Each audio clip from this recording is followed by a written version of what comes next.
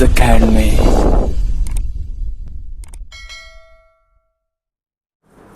Hi friends, Hindi की व्याकरण कक्षा में आप सबका स्वागत है। और आज हम देखने वाले हैं कि विशेषण के भेद।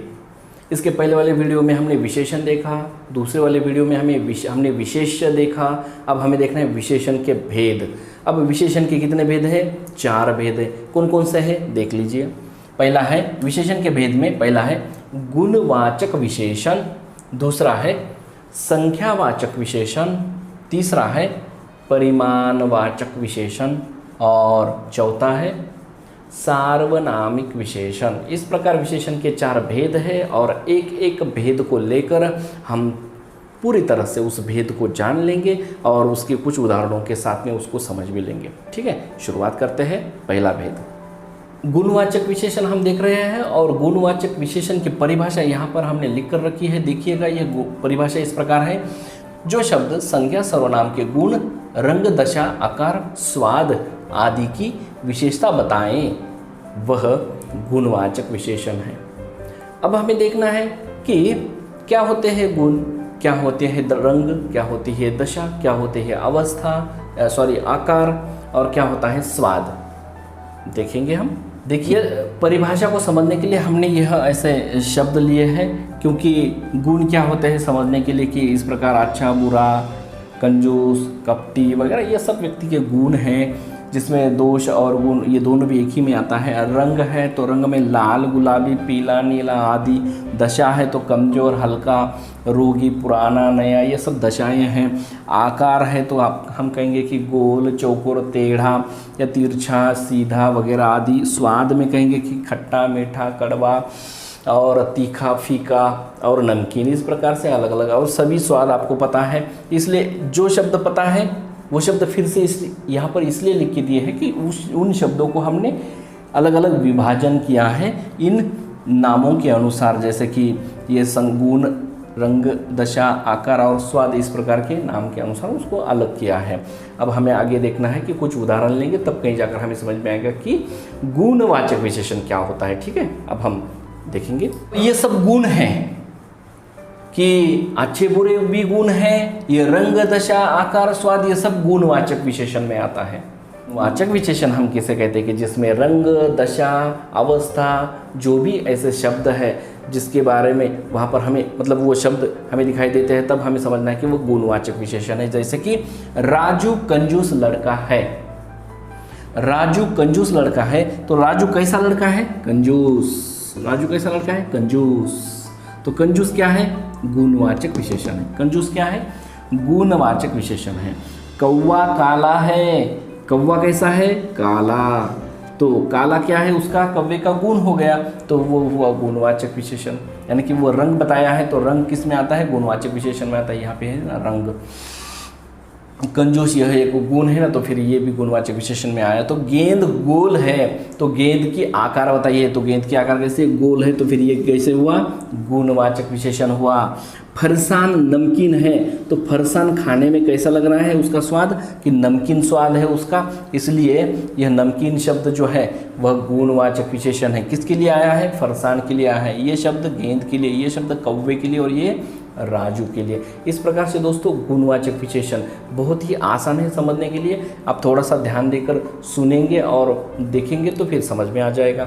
अब हम दूसरा वाला, यह है संख्यावाचक विशेषण और इसकी परिभाषा क्या है कि संख्यावाचक, इस शब्द से ही हमें समझ में आता है कि वह विशेषण संख्या वाला होगा, अर्थात संख्या दर्शाने वाला, संख्या का बोध करने वाला। कि संज्ञा एवं सर्वनाम शब्दों के संख्या का बोध कराने वाले शब्दों को हम संख्यावाचक विशेषण कहते हैं। देखिए, हम परिभाषा वैसे ही लिखी है। जो शब्द संज्ञा एवं सर्वनाम की संख्या का बोध कराए वह संख्यावाचक विशेषण है। अब संख्यावाचक विशेषण है ऐसा कहा, लेकिन कभी कभी ऐसा होता है कि कुछ लोग बाहर खड़े हैं, ऐसा कहने पर क्या संख्या का अनुमान लगाया जा सकता है? नहीं। कुछ का मतलब कुछ भी समझ में नहीं आता कि कितने लोग खड़े हैं, हम अनुमान भी नहीं लगा सकते। हाँ, संख्या बताई तो हम अनुमान लगा सकते कि हाँ सच में इतने लोग हैं वहाँ पर। तो उसके आधार पर अब उस भेद बनते हैं। इसके आधार पर दो भेद कौन से? पहला है कि निश्चित संख्यावाचक विशेषण और दूसरा है अनिश्चित संख्यावाचक विशेषण। निश्चित संख्यावाचक विशेषण कैसे कहते हैं? कि जिसमें निश्चित ऐसी संख्या बताई गई है कि 30, 20 या फिर 2 केले कहा तो फिर केले कितने हैं तो 2, उनकी संख्या कितनी है 2। इस प्रकार की निश्चित संख्या बताना। और अनिश्चित संख्यावाचक विशेषण का अर्थ होता है कि हम उसका अनुमान नहीं लगा सकते कि कितनी वस्तुएं हैं या फिर कितने आदमी खड़े हैं। तो हमने कहा कि कुछ लोग खड़े हैं तो इसका मतलब समझ में नहीं आया, तो ये अनिश्चित में जाता है। अब इसकी हम परिभाषा नहीं लिखेंगे क्योंकि ये बहुत ही समझने में आसान है। तो निश्चित संख्यावाचक विशेषण के पहले कुछ उदाहरण देखेंगे। देखिएगा, उदाहरण है, पहला है कि दूसरा लेंगे। अब इसमें है बाहर 4 कुत्ते हैं। कितने कुत्ते हैं बाहर? 4। कुत्तों की संख्या कितनी है? 4 है। 4 क्या है? संख्यावाचक विशेषण। लेकिन कौन सा? निश्चित संख्या बताई गई है, इसलिए निश्चित संख्यावाचक विशेषण 4 है। 4 यह शब्द क्या हुआ? निश्चित संख्यावाचक विशेषण हुआ। और कुत्ता यह जो है यह संज्ञा में आता है, ठीक है। तो 4 यह निश्चित संख्यावाचक विशेषण हुआ। दूसरा हम उदाहरण लेंगे, राजू ने कितने केले खाए हैं? 6 केले खाए हैं। तो केले कितने खाए?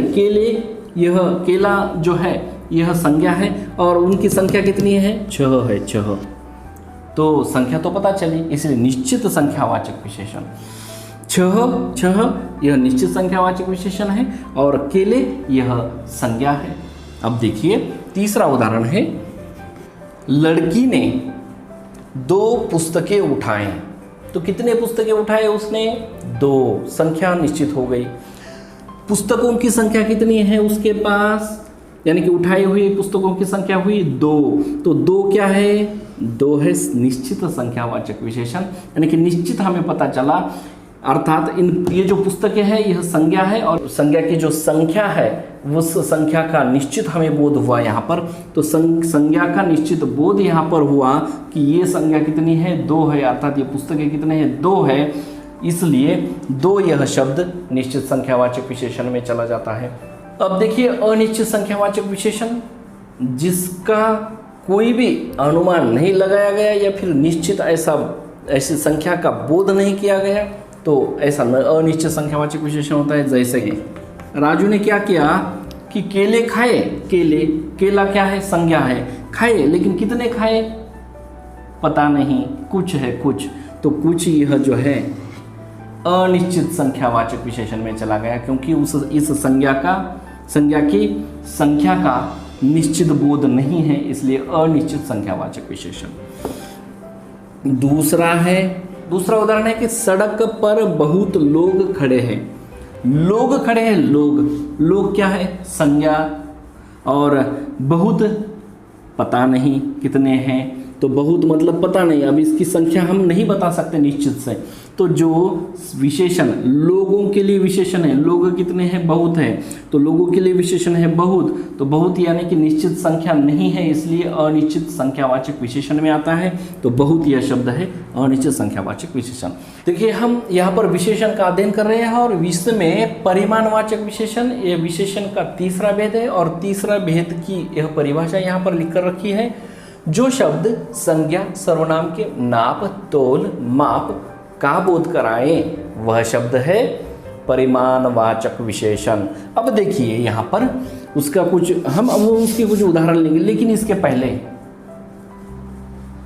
हम आपको कुछ अवगत कराना चाहते हैं। जैसे कि नाप कि कपड़े का नाप लिया जाता है, वो मीटर वगैरह, इसमें यह परिमाण है उसका मीटर में कपड़े का, और उसको नापा जाता है कितना मीटर कपड़ा है, तो 2 मीटर 3 मीटर ऐसे नापते हैं। तौल, तराजू पर तौला जाता है, जैसे कि 1 किलो 2 किलो 3 किलो, इस प्रकार से ये तौल। माप यानी कि लीटर वाला 2 लीटर वाला, वो दूध वाले के पास से दूध लेते हैं, तो दूध वाला माप में दूध डालकर 1 लीटर दूध या 2 लीटर दूध इस प्रकार से उसे गिनता है। तो वह जो माप एक परिमाण है और वह है कुछ ऐसे तरल पदार्थों के लिए, तरल यानी कि द्रव पदार्थ, जैसे कि दूध है, पानी है, तो 1 लीटर पानी 1 लीटर दूध, ये जो माप होता है उसका 1 लीटर का, 2 लीटर का, आधे लीटर का वगैरह, तो ये माप है। तो दोस्तों अब यहाँ पर कुछ शब्द ऐसे भी संदिग्ध हैं कि जैसे हम एक उदाहरण लेते हैं, और दूसरा है 4 किलो गेहूं से आपको पता चलेगा कि गेहूं का परिमाण किलो है और गेहूं कितने हैं, तो 4 किलो है। तो 4 किलो क्या हुआ, यह परिमाणवाचक विशेषण हुआ। और कुछ गेहूं रखे हैं, तो गेहूं इस संज्ञा की विशेषता है कि वह कुछ है, तो कुछ से हमें पता चलता है कि कुछ यानी कि कितने गेहूं है।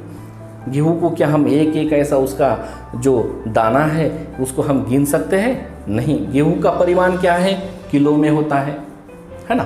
तो उसके यह परिमाण तौलने वाले परिमाण हैं, वो किलो वगैरह इस प्रकार से तौलने वाले परिमाण में गेहूं का परिमाण निकाला जाता है। लेकिन कुछ ऐसा कहा तो हम निश्चित उसकी संख्या यानी कि परिमाण वाली संख्या नहीं बता सकते कि कितने हैं। तो कुछ से हमें पता चलता है कि परिमाणवाचक संख्या के भी 2 भेद निकलते हैं, निश्चित परिमाणवाचक विशेषण और निश्चित परिमाणवाचक विशेषण। तो चलिए दोस्तों हम देखेंगे कि इसके 2 भेदों के बारे में। तो पहला भेद है निश्चित परिमाणवाचक विशेषण। अब इसका भेद, इसके उदाहरण कैसे होंगे, तो पहला, तो गेहूं कितने हैं, 4 किलो है। गेहूं का परिमाण क्या हुआ, तो किलो में है वो उसका परिमाण, तो कितना परिमाण हुआ, तो 4 किलो। तो गेहूं की विशेषता क्या हुई, वे 4 किलो है। तो 4 किलो यह परिमाण है और यह परिमाणवाचक संख्या है, परिमाणवाचक विशेषण है। लेकिन कौन सा परिमाणवाचक विशेषण है, संख्या दी गई है 4, इसलिए निश्चित परिमाणवाचक विशेषण। और दूसरा एक उदाहरण हम ऐसे ही लें, तरल पदार्थ है दूध, है ना, द्रव वाला पदार्थ। तो दूध का परिमाण है लीटर में होता है, और लीटर, तो दूध लीटर है, कितना लीटर है, तो 5 लीटर है, यानी कि निश्चित हमें संख्या मिली है 5 लीटर। तो 5 लीटर यह क्या हुआ, परिमाणवाचक विशेषण है, लेकिन कौन सा है, निश्चित परिमाणवाचक विशेषण है। तो अब दूसरा हम भेद देखेंगे कि अनिश्चित परिमाणवाचक विशेषण, और उसका पहला उदाहरण है केले रखे हैं। केला संज्ञा है, केले रखे हैं, लेकिन कितने रखे हैं, कुछ से पता नहीं चलता कि क्या संख्या है इसकी, है ना। केले का परिमाण क्या है, केले जैसे वस्तुओं का परिमाण होता है डजन में, है ना। तो ये कैसे होते हैं, तो ऐसे गिने जाते हैं, तो गिन कर डजन से लिए जाते हैं। तो कितने डजन है पता नहीं है, तो कुछ है, तो कुछ का मतलब होता है कि वो निश्चित नहीं है, इसलिए अनिश्चित संख्यावाचक विशेषण। और दो वाला उदाहरण लेंगे हम कि चाय में थोड़ी चीनी डाली है। चाय में चीनी डाली है, चीनी क्या है, चीनी एक वस्तु है ना, खाने वाला पदार्थ है ना। तो वो जो चीनी है, चीनी कितने डाली है, तो चीनी कितनी है, चीनी की विशेषता क्या है कि थोड़ी, लेकिन कितनी है पता नहीं, निश्चित नहीं है ना। तो थोड़ी का मतलब होता है कि अनिश्चित। तो ये अनिश्चित परिमाणवाचक विशेषण है, और यहाँ पर भी अनिश्चित परिमाणवाचक विशेषण है। तो देखिएगा यहाँ पर सर्वनाम विशेषण का यह चौथा भेद है, और वह है सार्वनामिक विशेषण। और सार्वनामिक विशेषण की परिभाषा यहाँ पर लिखी है हमने, और वह कहती है कि जब कोई सर्वनाम शब्द किसी संज्ञा एवं पहले लगकर उस संज्ञा एवं सर्वनाम की विशेषता बताता है, तब वह जो सर्वनाम शब्द है वह विशेषण कहलाता है। एक ही उदाहरण लेंगे आपको समझने के लिए कि वह लड़की क्या कर रही है। तो यह जो लड़की है, यहाँ पर यह संज्ञा है, और यह लड़की जो है, वह लड़की, वह यह सर्वनाम है, यह संज्ञा है, और यह सर्वनाम है। तो इस संज्ञा के पहले यह सर्वनाम शब्द लगकर इस संज्ञा की विशेषता यहाँ पे बताइए कि वह लड़की, है ना। तो हम यहाँ पर ऐसा करेंगे, वह लड़की, तो लड़की यह संज्ञा है और वह यह सर्वनाम है। तो लड़की के लिए यह विशेषण है। यहाँ पर अब यह सर्वनाम का काम नहीं करेगा, जबकि विशेषण का काम करेगा कि लड़की, वह लड़की, वह लड़का पढ़ रहा है। यह जो लड़का है क्या कर रहा है, पढ़ रहा है। लेकिन अब लड़का पढ़ रहा है ऐसा लिखा होता तो लड़का यहाँ पर वर्ग जो क्या कर रहा है, काम जो क्या कर रहा है, तो पढ़ने का काम कर रहा है। लेकिन लड़का भी है और वह सर्वनाम भी लगाया गया है। वह पढ़ रहा है ऐसा होता तो भी समझ सकते हैं कि कोई तो भी व्यक्ति है और वो पढ़ रहा है। लेकिन वह लड़का पढ़ रहा है तो इस लड़के के लिए वह ये जो है विशेषण हुआ है, तो वह विशेषण हुआ। तो कौन सा विशेषण? सार्वनामिक विशेषण लड़के के लिए आया है वह। सार्वनामिक विशेषण के भी कुछ भेद होते हैं, जैसे कि देखिए, कौन ऐसा कहा, या फिर क्या, या फिर क्यों, है ना। ऐसे जब शब्द आते हैं, प्रश्नवाचक, प्रश्नवाचक सार्वनामिक विशेषण। और कुछ शब्द आते हैं जैसे कि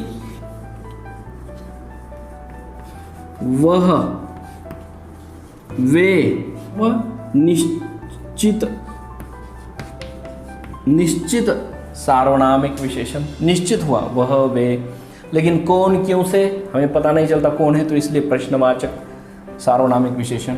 तीसरा जैसे कि कोई और क्या, ऐसे कुछ शब्द आए तो हम कहेंगे यह अनिश्चित है, अनिश्चित सार्वनामिक विशेषण। कोई आदमी आए थे या फिर कोई आदमी आया था, क्या बात है ना। तो बात के लिए यह क्या शब्द लगाया, तो क्या, कोई, यह अनिश्चित है। इससे हमें कुछ समझ में नहीं आता कि किसके बारे में चल रहा है। कोई व्यक्ति यानी कि कौन है पता नहीं, कौन सा तो भी व्यक्ति है लेकिन उसके बारे में निश्चित पता नहीं है, इसलिए कोई, क्या, यह अनिश्चित सार्वनामिक विशेषण। वह, वे निश्चित सार्वनामिक विशेषण। कौन, क्यों प्रश्नवाचक सार्वनामिक विशेषण। और चौथा है संबंधवाचक, यह, वह, जहाँ तहाँ। हम बताएंगे एक उदाहरण, जैसे कि यह लड़का और वह लड़की आपस में बात कर रहे थे। यह, वह, जहाँ आप होते हैं तहाँ सबकी नज़रें आप पर ही होती है। तो जहाँ तहाँ, जो, वो, जो आपसे टकराएगा वो निश्चित परेशानी में रहेगा।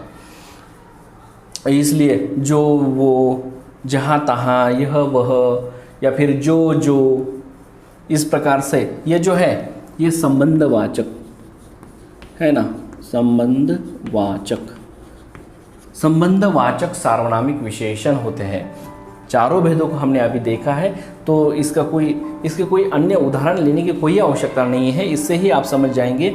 और इसके अलावा कुछ अन्य उदाहरण भी नहीं आ सकते हैं। यहाँ पर हम रुकते हैं और विशेषण पूरी तरह से हमने आपको समझा दिया है, विशेषण के भेदों को भी, और हम आपसे विदा लेते हैं। यहाँ पर हम रुकते हैं, हमारे इस विशेषण वाले कार्य को या विशेषण के भेद के अध्ययन को हम यहाँ पर पूर्ण विराम देते हैं और विदा लेते हैं। धन्यवाद।